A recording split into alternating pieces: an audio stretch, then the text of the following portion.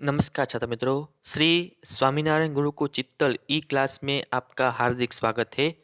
आज हम अभ्यास करेंगे कक्षा 11 आर्ट्स विषय हिंदी इकाई 2 बापू की कुटिया में भाग 2।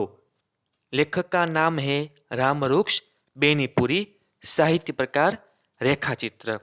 दोस्तों, भाग 1 में हमने जो बात की मैं आपको यहाँ बताता हूँ, आप ध्यान से सुनिए।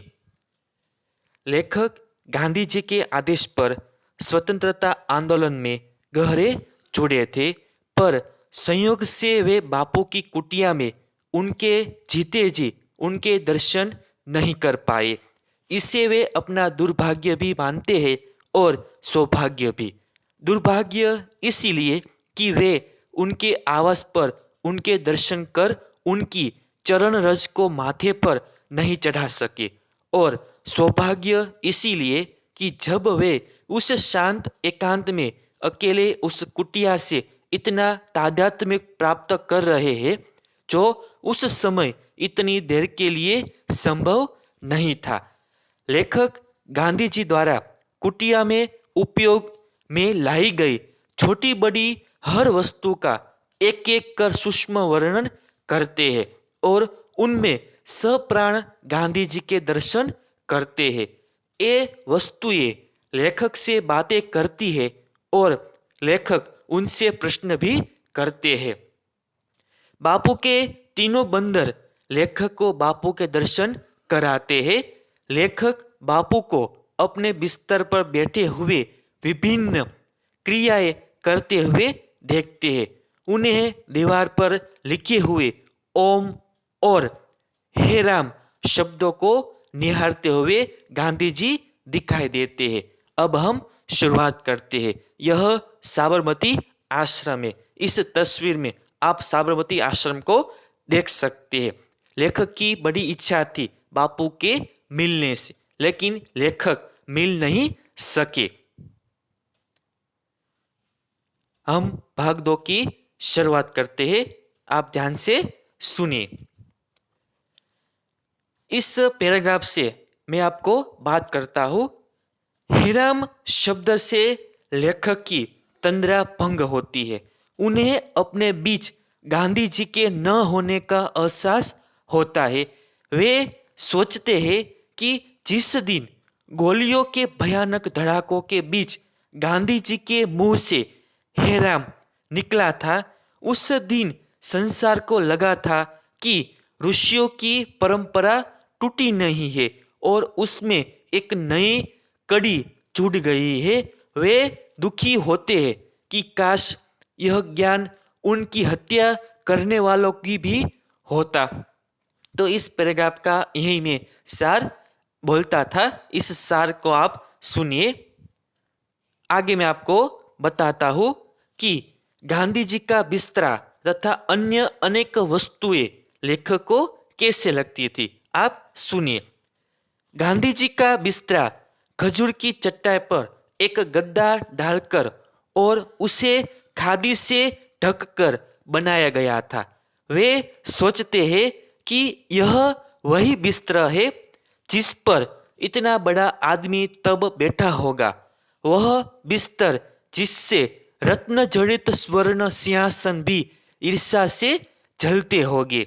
बिस्तर के सिरहाने काठ की तख्ती, छोटा तकिया, रद्दी, कागज डालने के लिए पत्तों का बना टोकरा, पीतल का थूकदान, कलमदान पर रखी लेखनी जिससे उन्होंने लाखों लोगों को उद्वेलित किया था, यरवदा चक्र तथा कताई की पुनी और तात आदि सामग्री है। और गालियन की उक्ति की सच्ची राह पर हो तो तुम्हें क्रोध करने की जरूरत नहीं है। क्या दोस्तों, सच्ची राह पर हो तो तुम्हें क्रोध करने की जरूरत नहीं। यदि गलत राह पर हो तो किस मुंह से आंख लाल पीली करोगे। यदि गलत राह पर हो तो किस मुंह से आंख लाल पीली करोगे। आगे कहते हैं लेखक, बापू को समझने के लिए इस छोटे से शिल्प को भली भांति देखना ही होगा। इसमें बापू का सारा मानस संसार समाया है। सबसे पहले इसके ऊपर एक दैपी टंगी बड़ी अच्छी लिखी लारियन की सूक्ति को पढ़िए, जिसका आशय है, यदि सच्ची राह पर हो तो तुम्हें क्रोध करने की जरूरत नहीं है, यदि गलत राह पर हो तो फिर किस बिस्तर पर किस मुंह से आंख लाल पीले करोगे। आगे लेखक बताते हैं कि बापू की पुस्तक के बारे में। शेल्फ के पहले खाने में बापू की सार्थ गुजराती जोड़नी कोश, रिथिकिंग, क्रिश्चियनिटी, हजरत ईसा और ईसाई धर्म, श्रीमद् भगवद गीता, जबकि दूसरे खाने में रामचरितमानस, श्री स्वास्थ्य रुत्ति, आश्रम भजनावली तथा गीता आदि गीताई आदि पुस्तकें हैं। इसके अलावा है बापू के 3 बंदर, जिन्होंने बापू की मृत्यु की खबर सुनकर अपने कान, अपनी आंखें और अपना मुंह सदा के लिए बंद कर लिए हैं। अन्य छोटी छोटी वस्तुओं के साथ ही चटाई पर बिछा छोटा सा कालीन, जिस पर अतिथि बैठते थे। सारे घर में चटाइयाँ ही चटाइयाँ। इन्हीं पर कभी नेहरू, राजेंद्र प्रसाद तथा पटेल यानी कि सरदार पटेल जैसे बड़े बड़े राजनीतिज्ञ, पत्रकार, साहित्यकार बैठते थे। उन्हीं पर आज लेखक अकेले बैठे हैं। इन चट्टाइयों के ऊपर एक दफ्ती पर झूठ के बारे में सुवचन लिखा है। आगे हम बात करें तो लेखक कुटी में बापू के कमरे में अनेक चट्टाइयाँ पड़ी देखते हैं। बापू से मिलने के लिए देश विदेश से आने वाले व्यक्ति उन पर बैठते और उनकी अमृतवाणी सुनते थे। लेखक सोचते हैं कि इन्हीं चट्टाइयों पर कभी जवाहरलाल नेहरू, राजेंद्र प्रसाद, सरदार पटेल जैसे देश के बड़े नेता बैठे होंगे। इनके अतिरिक्त संसार के बड़े से बड़े राजनीतिज्ञ, पत्रकार और साहित्यकार भी बैठे होंगे। आज उन्हीं पर लेखक अकेले बैठे हैं। अपने इसी सौभाग्य की कल्पना लेखक को भावमुक्त कर देती है। आगे लेखक बात करते हैं कुटिया के 3 भागों की। देखिए, बापू की कुटिया के 3 भाग है। पहला भाग वहाँ जहाँ बापू रहते थे। मध्य भाग में बापू की सेवा के लिए राजकुमारी अमृत कौर रहती थी। कौन? राजकुमारी अमृत कौर। नाम याद रखे, राजकुमारी अमृत कौर।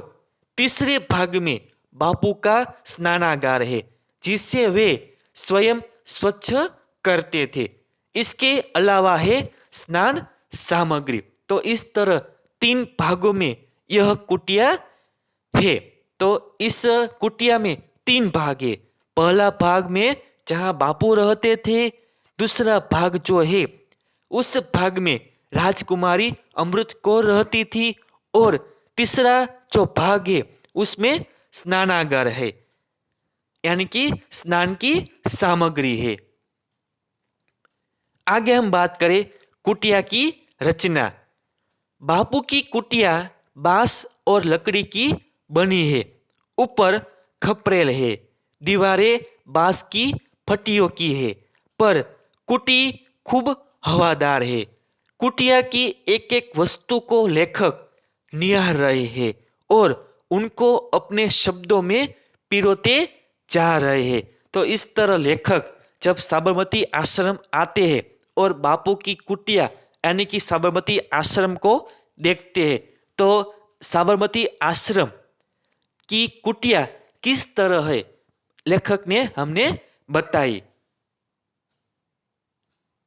Thank you.